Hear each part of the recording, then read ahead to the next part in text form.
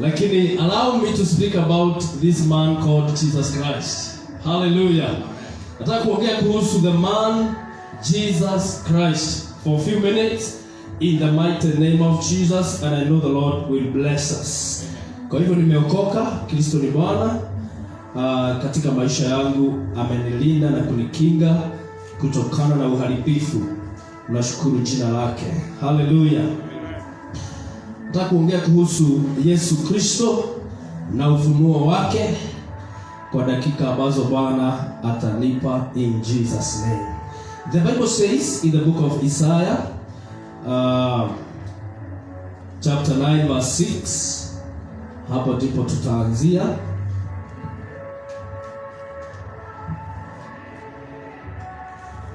Isaiah chapter 9 verse 6.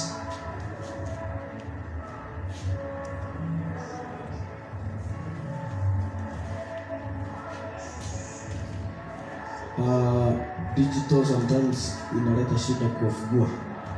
PK.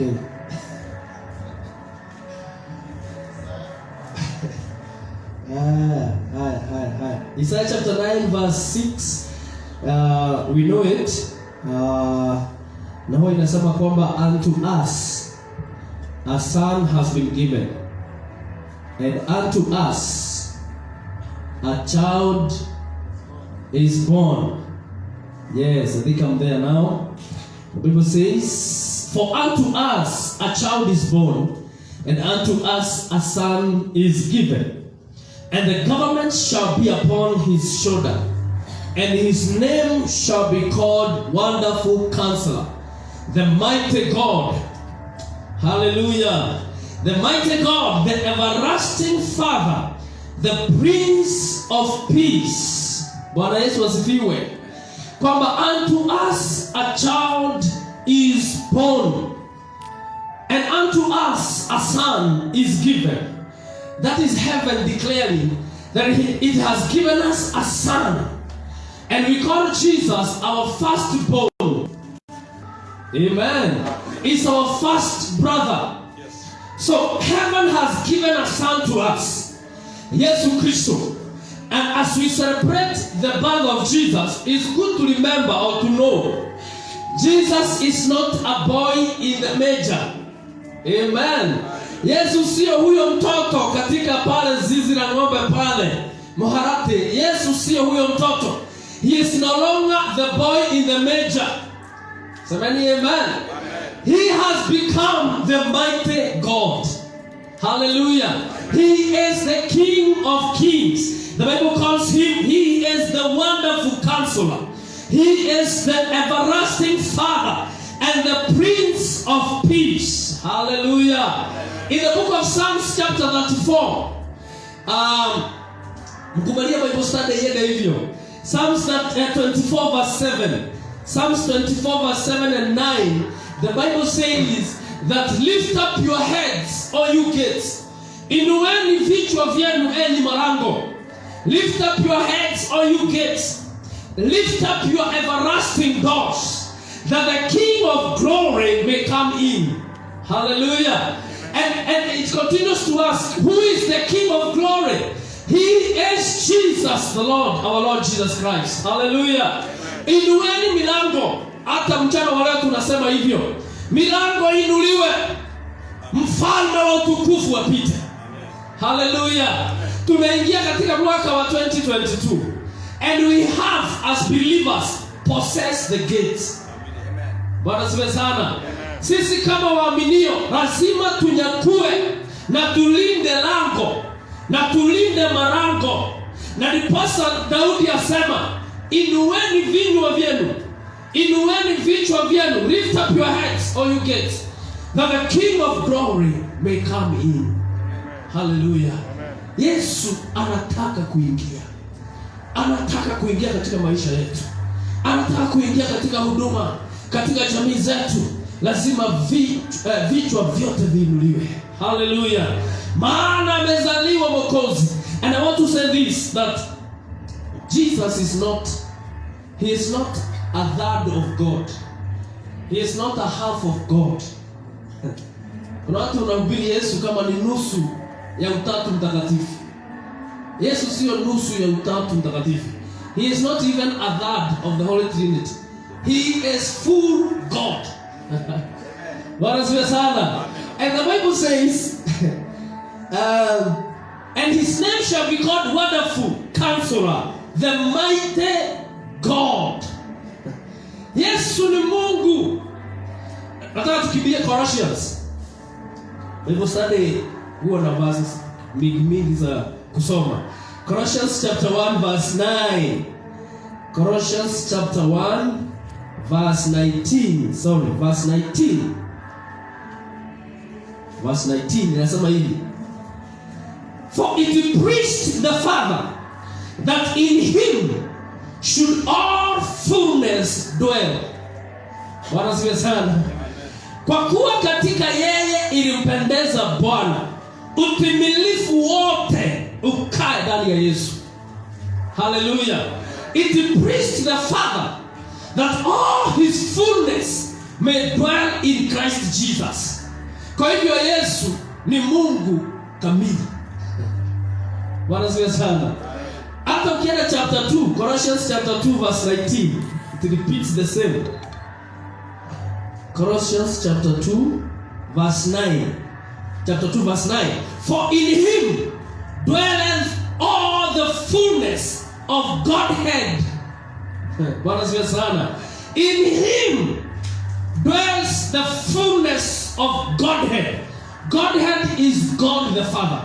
In him, Jesus Christ, dwelleth all the fullness of Godhead.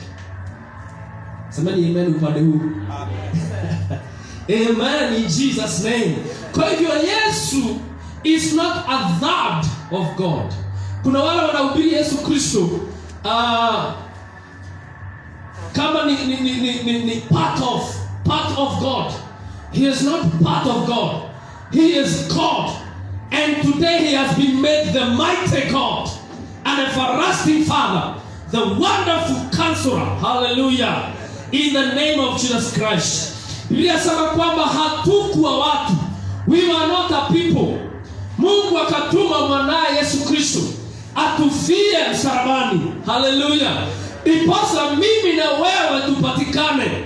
In the book of 1 Peter chapter 2 verse 9 and 10, inasema kwamba we were not a people, but now we have been made a people. We have not received mercy, but now we have mercy. Hallelujah. We are a royal priesthood. We are a chosen generation, a royal priesthood, a peculiar people, people of the planting of God.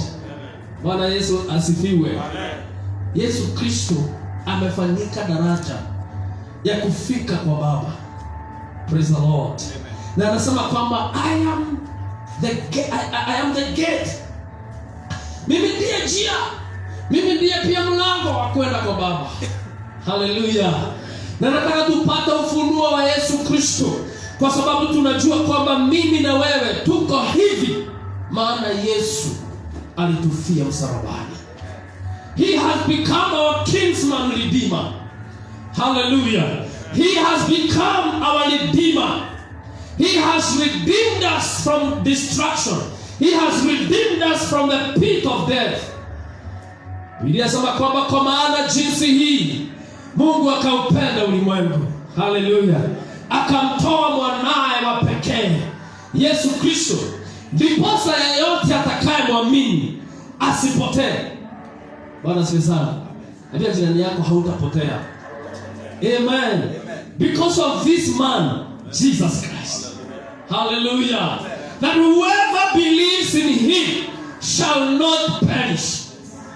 We are not unto perish. Sisi sio wa kukufa, sio wa kusahaulika, sio wa kusahaulika. Hallelujah.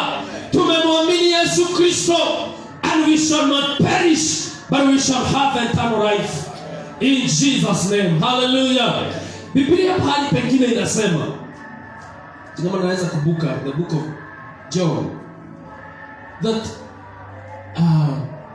this is eternal life, believing and knowing Christ Jesus. Knowing Christ Jesus is eternal life. Yesu Kristo ambaye mbingu ilipeana, ambaye Baba alipeana, Mungu akapeana kama mwana na mbingu ikapeana kama asama. Knowing him is eternal life. Hallelujah. In Jesus' name. Philippians chapter 2 verse 8. Nataka kutumia muda mfupi kwa sababu leo hatutaki kuwaweka sana. Najua kuna wengine hata wako na wageni, lakini tunashukuru mmepatikana hapa. Majini karibu sana. Philippians chapter 2 verse 8. Philippians chapter 2 verse 8 inasema hivi: And being found in fashion as a man, he humbled himself and became obedient unto death, even the death of the cross. Wherefore God has highly exalted him and given him a name which is above every other name, that at the name of Jesus Christ every knee shall bow, of things in heaven and things in earth and things under the earth, and that every tongue should confess that Jesus Christ is Lord, to the glory of God the Father. Hallelujah. He has been given a name that is above every other name. Glory to God. Yesu Kristo ameinuliwa. Biblia inasema kwamba aliyeshuka chini sana ndiye aliyeinuliwa zaidi sana aweze kuvijaza vyote. Hallelujah. The one who ascended or descended the most, he has ascended the highest, that he may fill all things. Amepewa jina lililo juu ya majina yote. Bwana siwe sana. Praise the Lord. Na ukisoma Ephesians, nilikuwa ninaisoma asubuhi, that he has been given power and authority far above all principalities, all powers and authorities, and above every name, not only in the present age but also the age to come. Hallelujah. Ameinuliwa juu ya vyote, juu ya falme, juu ya watawala wa giza. Na Biblia inasema kwamba tumeketishwa na huyo ambaye ameinuliwa. Bwana asifiwe sana. Huyo ambaye ameinuliwa juu ya vyote, tumeketishwa na yeye in the heavenly places. Hallelujah. Kwa hivyo kama uko hapa unasikia uko chini, nikwambie umeketishwa na Yesu katika pahali pa juu. Glory to God. And the Bible says we have been blessed with all spiritual blessing that pertains this life and even about godliness. Hallelujah. So Paul was writing this to the Philippians, and he was telling them that God has exalted that man Jesus Christ, and he has been given a name that is above other names in Jesus' name. Hallelujah. Ephesians chapter 1 verse 17. Ephesians chapter 1 verse 17 says that, verse 16, I cease not to give thanks for you, making mention of you in my prayers, that the God of our Lord Jesus Christ, the Father of glory, may give you the spirit of wisdom and revelation in the knowledge of him. Paul was writing to Ephesians, and he was telling them, nataka macho yenu yafunguliwe. May your eyes be open, and may the Lord give you the spirit of wisdom and give you the spirit of revelation, that you may be able to know him. Hallelujah. Muweze kumuelewa, muweze kujua huyu Yesu. Na endelea kusema, the eyes of your understanding be open, that you be able to know the hope of your calling, that you be able to know his incomparable great power, that also you be able to know the riches of the glory of his inheritance in the saints. Hallelujah. Tunaomba leo macho yetu yafunguke. Praise the Lord. Na Bwana atupea roho wa hekima, wisdom, na roho wa funuo, revelation, in the knowledge of him. Paul is saying, I am resolved and I am convinced only to know him and the power that raised him from the dead. Praise the Lord. Ninahimizika, ninashawishika peke yake tu kumjua Yesu na nguvu zilizomtoa kaburini. Hallelujah. When we have gotten that revelation, hata ibilisi hawezi kustua. Because we have gotten the revelation of who Jesus is. Watu wengi wanapeleka upande huu na mwingine because of wrong doctrine. Praise the Lord. Kuna watu wamechukua Yesu Kristo ndiye wanainua sana katika mahubiri yao. Wanachukua Roho Mtakatifu ndiye wanainua sana katika mahubiri yao. We have to bring the three Holy Trinity together. And when we address Jesus Christ, we address him like God. Hallelujah. Praise the Lord. Amen. Amen. Hallelujah. I want to read John 1 chapter 1 verse 1. This is Bible study na najua Bwana anatubariki katika jina la Yesu. The Bible says, John chapter 1 verse 1, in the beginning was the Word, and the Word was with God. And the Word was God. The same was in the beginning with God. Haya, kwanza tujue. In the beginning was the Word. Who was the Word? Praise God. Nani alikuwa neno? Yes. Jesus Christ was the Word. In the beginning was the Word. Hallelujah. So, even before the Old Testament, Jesus was there. Bwana Yesu asifiwe sana. Hii mafundisho inaingia ndani kidogo. Kwa sababu watu wengine wanahubiri the New Testament alone, the New Covenant. But we want to say Jesus was there even when God was creating the earth. In the beginning was the Word. That Word was Jesus Christ. And I want to tell you this. When God was creating, he was speaking the Word. So he was speaking Jesus. Praise the Lord. Semeni amen. Amen. Kama tunaendanisha semeni amen. Amen. Jesus was the Word. So when God was speaking about let there be light, he was sending out Jesus. Amen. Amen. Because he was the Word. Bwana Yesu asifiwe. So in the Old Testament, Jesus has been concealed. Hajaonekana sana. He has been revealed in the New Testament. But that does not mean Jesus was not there. Bwana Yesu asifiwe. He was there in the beginning. And the Bible says the Word was with God and the Word was God. Na Yohana anasema kwamba Mungu tutakase na neno lako. Neno lako ni ukweli. That truth is the Word and that Word is Jesus Christ. Bwana Yesu asifiwe. Praise the Lord. Amen. Hallelujah.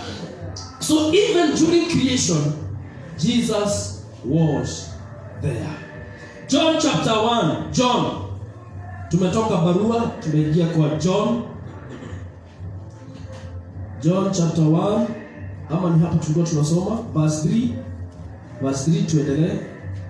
All things were made by him, and without him was not anything made that was made. Ukisoma ya Kikuyu inaingia ndani sana.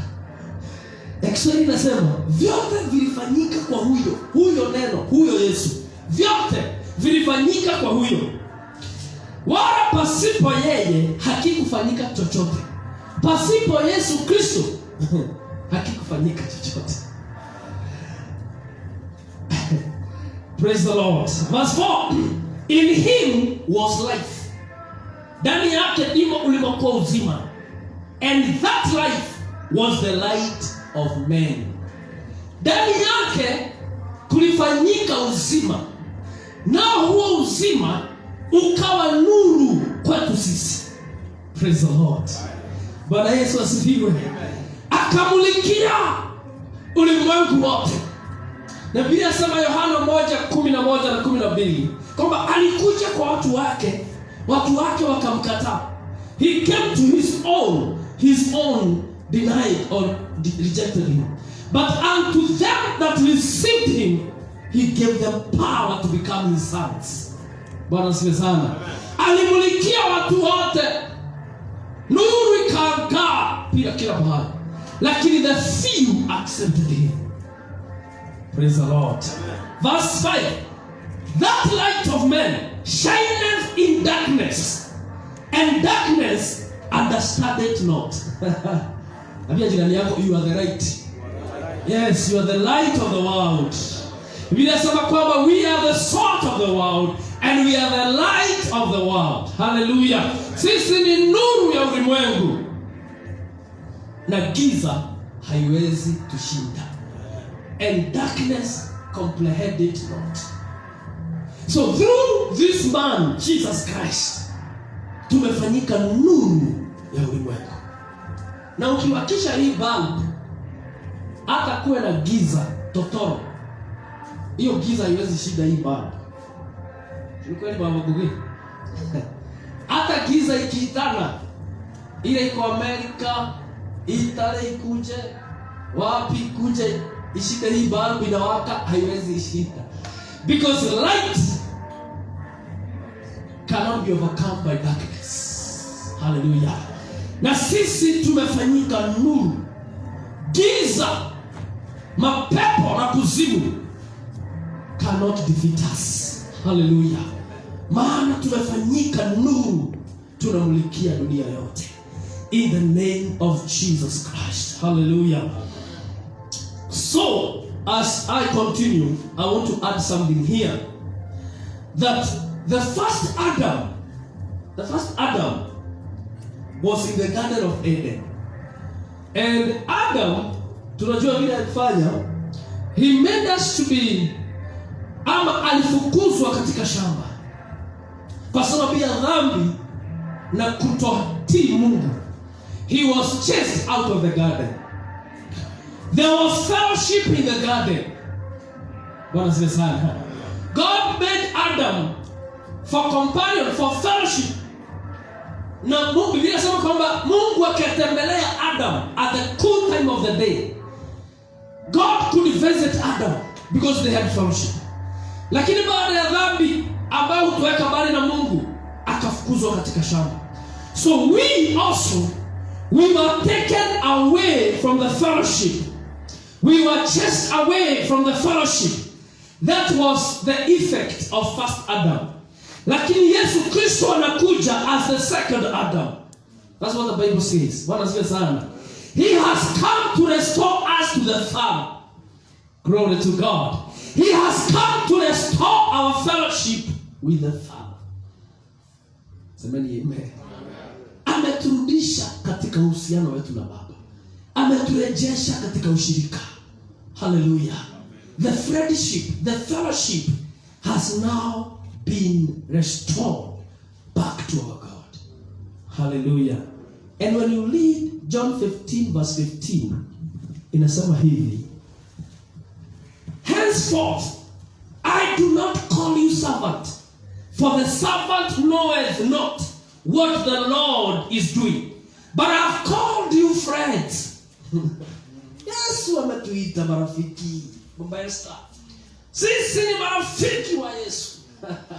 Sisi sio watumwa. Hallelujah. I no longer call you servants, but I call you friends.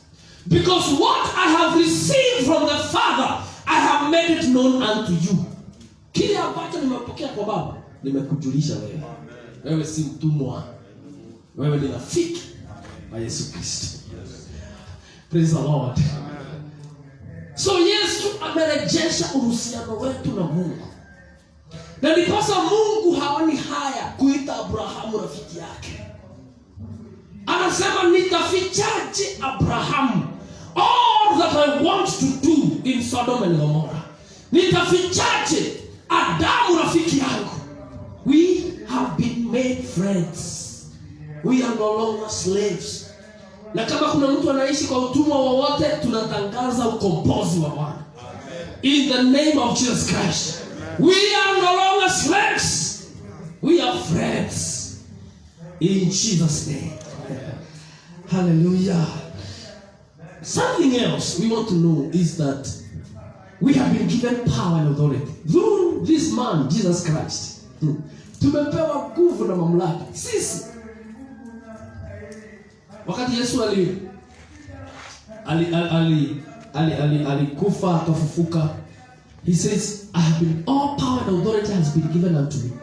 And also I give unto you. So power and authority has been given unto us. There is no other authority except that which God has established. He has given us power and authority. Tumepewa nguvu na mamlaka. Bwana sifiwe sana. Even as we end the year, remember umepewa nguvu na mamlaka. Pepo utembea sana wakati huu wa Christmas na mwaka ukiisha. Lakini kumbuke kwamba umepewa nguvu na mamlaka. Praise the Lord. Genesis chapter 1:26. Mungu akaumba hawa watu wanaitwa Adam na akaumba Adam. Na inasema kwamba verse 26 that and God said, let us make man in our own image, after our likeness, and let them have dominion over the fish of the sea, over the fowl of the birds of the air, and over the animals that creepeth on the ground. Adamu alipewa nguvu ya kutawala in 3 areas, katika ndege za hewani, angani, katika wanyama wanaotembea katika mchanga, na wanyama wote, samaki wanaoishi majini. Bwana sifiwe sana. Na ukiangalia serikali ya Kenya utaona jeshi wamepewa mamlaka mara 3. Wale wa anga, praise the Lord, wale wa huku chini patrol, na wale wa maji navyo. So God had that in mind. Kwa lazima tutawala. Kama jeshi natawala hizo sehemu 3 zile Abrahamu alipewa. Na sisi pia tumepewa hiyo nguvu ya kutawala katika anga, kwa maji, na hata dunia hii. Hallelujah. Kwamba hakuna mganga atatawala katika Israeli. Bwana sifiwe sana. We have been given power and dominion. Luke 10 verse 19, very fast. Luke 10 verse 19. I want to combine it. It says, behold, I give you power to tread upon serpents and scorpions. Nguvu ya kukanyanga nge na nyoka umepewa. Usitishwe na usiogope tena. Bwana asifiwe sana. We have been given power and authority. All power to tread upon scorpions and serpents, and over all powers of enemy, and nothing by any means shall hurt you. Hakuna kitakacho kudhuru. Bali pengine Biblia inasema kwamba these signs and wonders shall follow you in my name. In the name of Jesus you shall cast out demons. Hallelujah. In my name mutaguza, mutakunywa hata poison, sumu, na haitawadhuru. In the name of this man Jesus Christ. Hallelujah. Praise the Lord. So our warfare is not carnal. I want to combine that. Our warfare is not carnal. Si gumi, nyama na damu. Vita vyetu si za damu na nyama. Kama ni ya damu na nyama, hapa hakuna mtu anaweza kosa rohara. Kama ni damu na nyama, hapa hakuna mtu anaweza kosa scar. Ungesikiona baba Esther mfuko amebeba dhibo, lungu, mwingine amebeba kisu, mwingine amebeba asha pale akona taribo ya kunyonga. Lakini vita vyetu si za damu na nyama. Hallelujah. The Bible says our warfare is not carnal, but is mighty in pulling down strongholds. Tunaweza soma hiyo. Pastor sijui kama nitakumbuka. 1 Corinthians 10:5.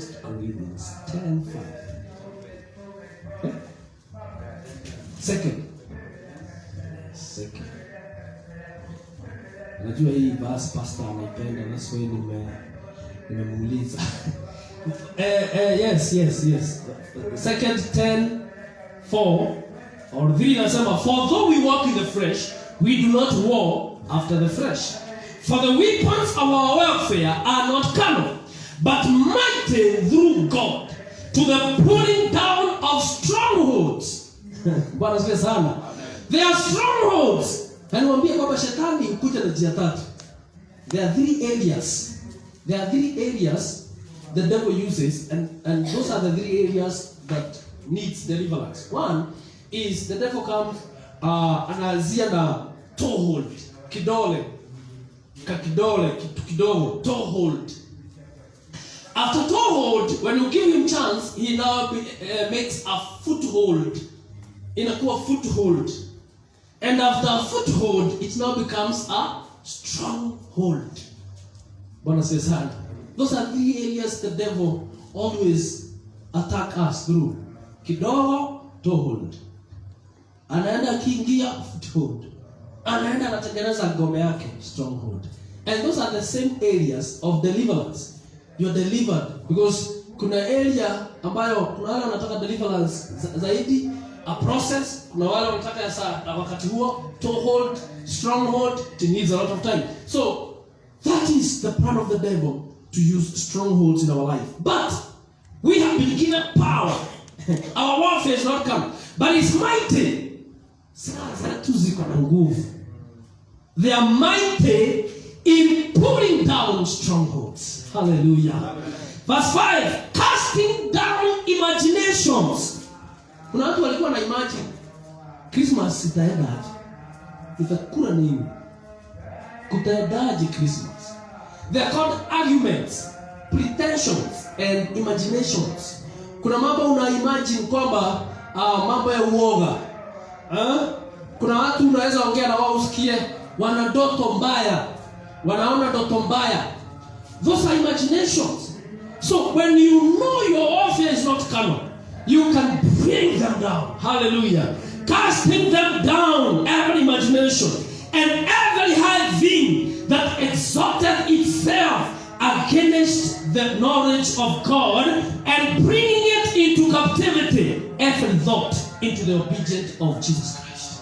Na kuleta kila wazo chini ya utiifu wa Yesu Kristo. That's why hata ukiomba ni vizuri kuomba kuleta chini kila mawazo. Kwa sababu mawazo utaka kuongea kuleta. Kama saa hii kuna mawazo iko ushagoto. Na one day Reverend Bob was saying, mawazo ni kama it's like a monkey. Kuruka. So unaweza kuta mawazo ya mtu hapa isharuka. Kama ni kama biashara kwa pahali, mawazo ishaenda hapa. Bwana sana. But we have been given these weapons to bring down every imagination. Bwana sana. And every argument, and bring it under the obedience of Jesus Christ. Hallelujah. So remember, through Jesus Christ, you have been given power and dominion. Hallelujah. Amen. The Bible says, since the time of John the Baptist, Matthew 11:12. Since the time of John the Baptist, kuna watu wanapitia mambo gumu saa hii, na wanaweza kuwa na maswali kwa Mungu. Wanaweza kuwa wanauliza Mungu, kwa nini napitia haya? But I want to tell you, since the time of John the Baptist, the kingdom of God suffered violent, and the violent shall take it by force. Wale ambao wanasimama wima wataichukua kwa nguvu. Bwana asifiwe sana. Udhamaki yote wa igwoya. Amen. This kingdom is not for the fearful, with the feeble legs, the weak. This kingdom is for those who strongly march forward. The violent shall take it by force. If you are there and you feel now you are feeling to give up, I tell you, rise up and take it by force. Take the kingdom by force. Even those who are watching us online, rise up and take it by force. Hallelujah. Because we have been given power and authority.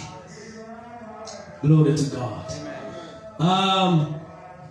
Nataka kutumia dakika 5 ambazo zimebaki. Very fast. Niruhusu niende bio sana. Hallelujah. Acts chapter 1 verse 6.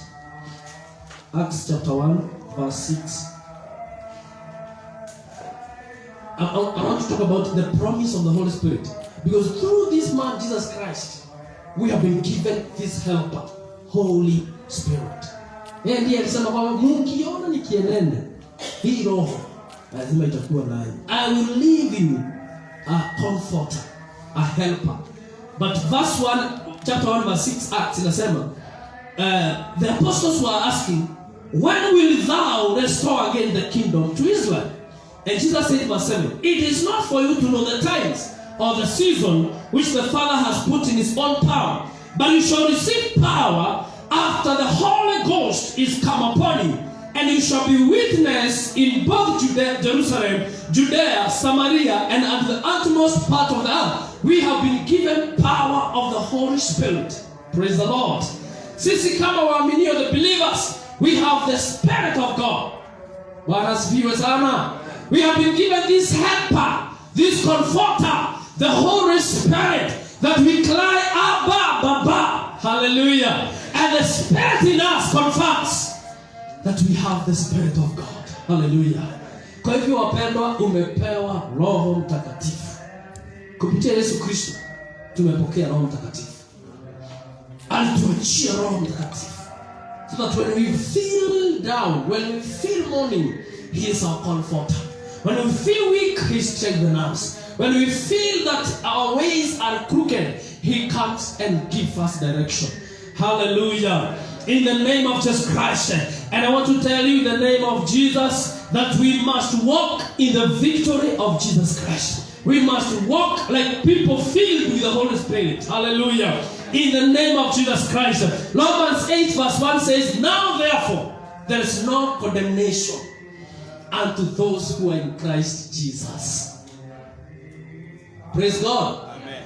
Hakuna hukumu tena kwa wote walio katika Kristo. There is now. Hapa kwa wewe, now. Sahi, there is now no condemnation. Hatutamalizia mwaka na condemnation. Praise God. There is now no condemnation unto those who are in Christ Jesus.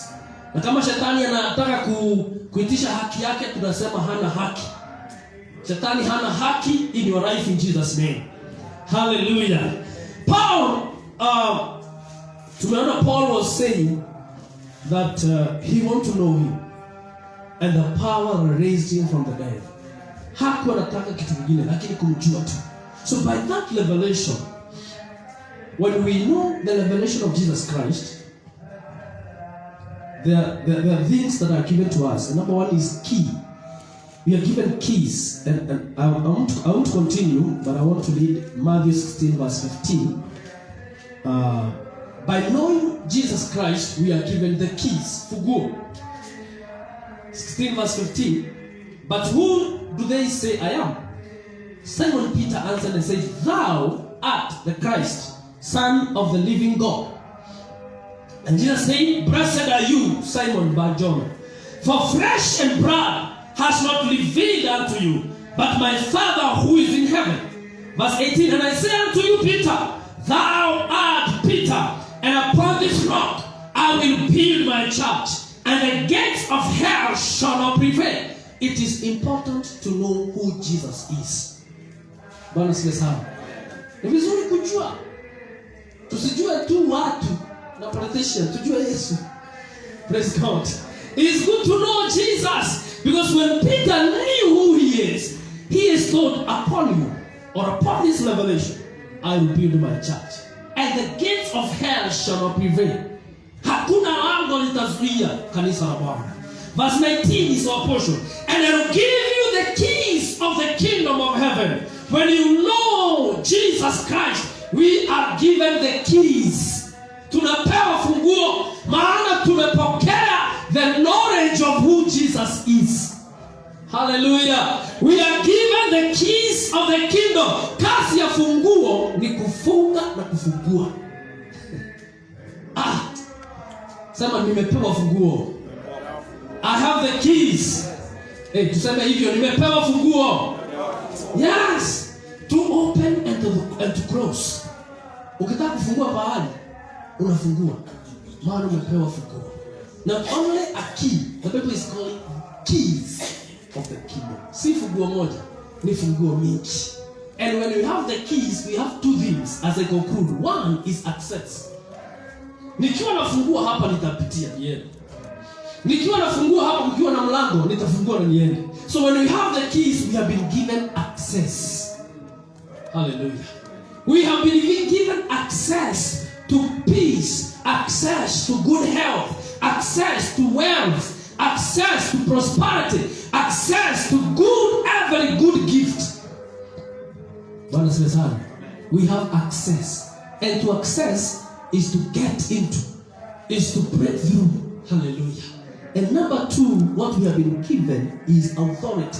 When we have the keys, we have the authority. Mtu akiwa na funguo, anaweza kufungua kila pahali. Kama Baba Jimmy ukinipea gari yako na usinipea funguo, siwezi hata ipeleka pahali. But when you have given me the keys, ninaweza tawala sasa. When you have the keys, you can take dominion. You can take authority of everything. But I praise the Lord. May God give us access and authority in Jesus' name. Authority is the power to rule in every situation and circumstance. It's the power to bind and to loose. It says, whatever you shall bind on earth shall be bound in heaven. And whatever you shall loose on earth shall be loose in heaven. Hallelujah. That is the work of the keys. Kufungua na kufungulisha.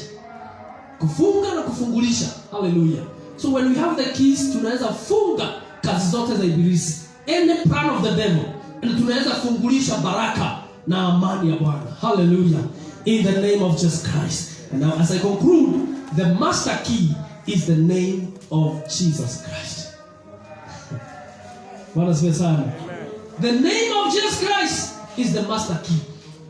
The Bible says, in my name you shall cast out demons. Call unto me and I will save you. In my name the sick shall be healed. So the name of Jesus Christ is our master key.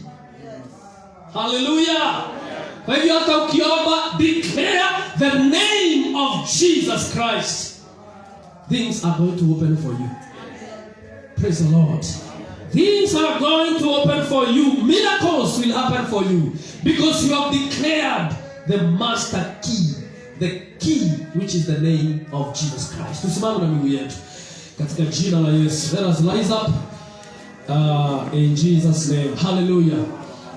Inua mikono yako juu. Mwambie Bwana Yesu Kristo, natamani nikujue zaidi. I want to know you more. I want to get deeper. Nataka nizame hata mwaka unapoenda kuisha. Nataka nizame kukujua wewe Yesu Kristo. Biblia inasema kwamba how God anointed Jesus Christ of Nazareth and how he went out doing good, healing the sick. Oh, we have been given that power, that anointing. We can declare today and this morning that we are the blessed of the Lord. Tumepewa Yesu Kristo. Sisi sio watumwa tena. Sisi sio watumwa tena. Our weapons are not carnal. They are mighty in pulling down strongholds. Through Christ Jesus, we have been given authority. Through Christ Jesus, we have been given power and dominion. Through Christ Jesus, we have access to our inheritance. Through Christ Jesus, we have been given the Comforter, the Helper, Holy Spirit. Hallelujah. Father, we bless you and we give you glory. We give you adoration. We love you, Jesus. We love you, oh God. We give you all honor and adoration. In the name of Jesus. Paulo wanaambia Waefeso, fungukeni macho. Fungukeni macho, fungukeni macho. Muweze kujua tumaini la mwito wenu. Father, open our hearts. Open kutupatia Yesu. Thank you for giving us Jesus. Thank you for giving us Jesus. Thank you for giving us Jesus. And in His name we call. In His name bow. Every knee shall bow. In His name every mouth shall confess. In His name the sick shall be healed. In His name demons shall bow.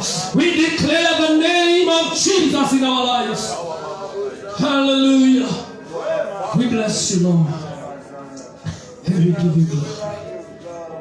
Father, we thank you. Thank you for speaking to us. Thank you for revealing Christ Jesus in our life. Thank you for giving us Jesus. Lord, He was your only begotten Son. But Lord, you gave us Jesus. That whoever believes in Him shall not perish, but have everlasting life. We declare, Lord, we are part of this great gift. We are part of this inheritance. We are part of these blessings, oh God. The blessing of eternal life. In the mighty name of Jesus. Umesema umetupatia mamlaka na nguvu. Tunatangaza hiyo mamlaka. Tunatangaza hizo nguvu.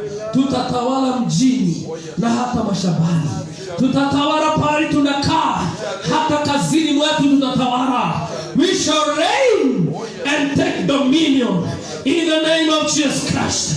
Na tunaamini kwamba hakuna malango ya kuzimu itasimama kinyume na jina la Yesu Kristo. Umeinua Yesu juu sana na umeweka vitu vyote chini yake. Asante, maana umetuketisha na Yesu Kristo. Ndoa zetu zimeketishwa na wewe. Biashara zetu zimeketishwa na wewe. Maisha yetu, watoto wetu wameketishwa na wewe. We thank you, Lord. Tupigie Bwana makofi mazuri. Let us appreciate the Lord in the name of Jesus. Hallelujah. As I sit down, tuingie katika praise and worship. Come on.